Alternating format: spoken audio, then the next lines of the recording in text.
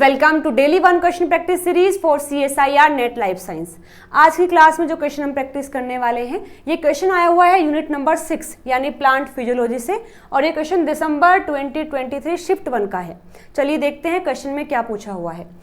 So basically ये question आया हुआ है प्लांट हार्मोन से, और क्वेश्चन में पूछा है the defect in a major semi-dwarfing gene of rice SD1 leads to cultivar with short, thick clump and improved losing resistance.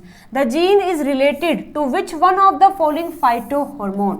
यानी कि एक जीन है जिसका नाम है सेमी ड्वार्फिंग जीन, जिसको SD1 बोलते हैं शॉर्ट में, और ये राइस के अंदर मिलता है।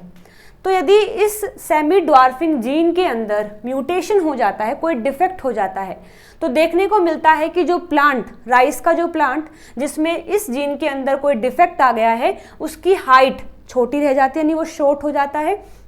उसका जो क्लम है वो थिक हो जाता है, यानी कि उसका जो स्टेम वाला पार्ट है वो थिक हो जाता है, और उसका जो लूजिंग है उससे भी रेजिस्टेंस मिलता है, यानी कि वो गिरता नहीं है, प्लांट ऐसे बैंड नहीं होता है। So the gene is related to which one of the following phytohormone? तो ये जीन किस फाइटोहॉर्मोन से रिलेटेड है, ये क्वेश्चन में हमसे पूछा हुआ है। चलिए तो बात करते हैं about the semi dwarfing gene. ये क्या करता है और किस तरीके से काम करता है। सो सेमी ड्वार्फ, जिसको हमने SD1 बोला है, उसको ग्रीन रेवोल्यूशन का पार्ट भी माना जाता है in rice containing a defective gibberellin 20 oxidase gene. देखो होता क्या है कि प्लांट में एक जीन है जिसका नाम हमने अभी पढ़ा है सेमी ड्वार्फिंग, जिसको हमने SD1 बोला है। तो यहां पर अगर इस जीन में कोई डिफेक्ट नहीं हुआ है, ये जीन बिल्कुल ठीक है, नॉर्मल कंडीशन में अगर ये है, या फिर ऐसा बोल सकते हैं कि अगर ये वाइल्ड कंडीशन में है, तो ये एक हार्मोन यानी ये एक एंजाइम की फॉर्मेशन करता है जिसको बोलते हैं जिब्रेलिन ऑक्सीडेज 2। देखिए यहाँ पर gibberellin 20 oxidase, gibberellin 20 oxidase, gibberellin 20 oxidase ये प्रोटीन बनाता है, जो कि आगे एक्ट करता है एज एंजाइम की तरह, और फिर ये बनाता है GA। मतलब कि ये जो एंजाइम बना है ये GA की सिंथेसिस में हेल्प करता है। What is GA? Gibberellic acid, जो कि एक प्लांट हार्मोन है। सो अगर सेमी ड्वार्फिंग जीन बिल्कुल ठीक है, तो ये एक प्रोटीन बनाता है जो कि एक्ट करता है एज ए एंजाइम की तरह। उस एंजाइम का नाम है जिब्रेलिक 20 ऑक्सीडेज, और ये ऑक्सीडेज हेल्प करता है GA की फॉर्मेशन में। ठीक है, लेकिन अगर इस जीन में कोई डिफेक्ट हो गया है, अगर इस जीन में कोई डिफेक्ट हो गया है, तो यहाँ पर ये जो जिब्रेलिन 20 ऑक्सीडेज एंजाइम है ये नहीं बन पाता है, और यहाँ GA की सिंथेसिस नहीं हो पाती है। तो देखने में तो लगता है कि अगर ये वाली कंडीशन है तो ये हमारे लिए नुकसानदायक होगी, यानी ये प्लांट को सही नहीं होने देगी, नॉर्मल नहीं होने देगी। लेकिन इसका उल्टा रिजल्ट देखा गया है।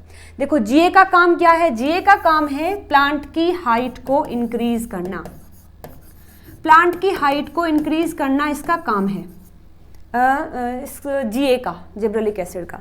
तो अगर इसका कंटेंट सेल में बहुत ज़्यादा हो जाता है या प्लांट में बहुत ज़्यादा हो जाता है, तो बेसिकली प्लांट की हाइट बढ़ जाएगी, प्लांट की हाइट बहुत ज़्यादा बढ़ जाएगी। ठीक है, तो हाइट यहाँ पर ज़्यादा होगी,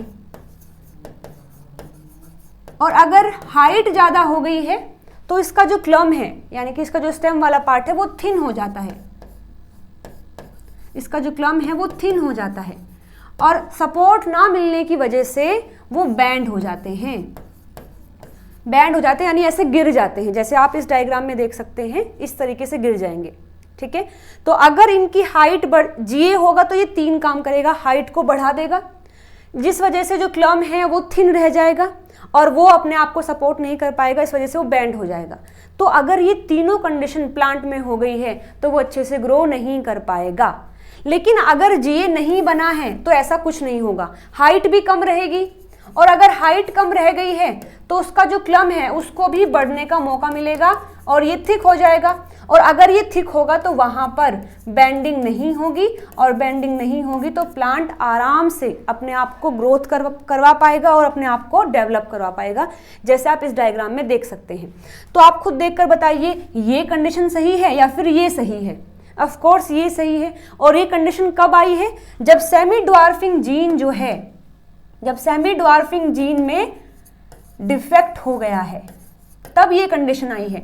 और अगर सेमी ड्वार्फिंग जीन बिल्कुल वाइल्ड टाइप है तो हमें ये कंडीशन देखने को मिल रही है। तो अगेन हम यहाँ कहेंगे कि ये जो जीन है सेमी ड्वार्फिंग, इसमें डिफेक्ट है तो ही सही है। ठीक है, सो यहाँ पर यही बात दी गई है कि इसीलिए इसको ग्रीन रेवोल्यूशन राइस के अंदर बोला गया है, क्योंकि इस जीन के म्यूटेशन की वजह से हमें सही रिजल्ट देखने को मिल रहे हैं।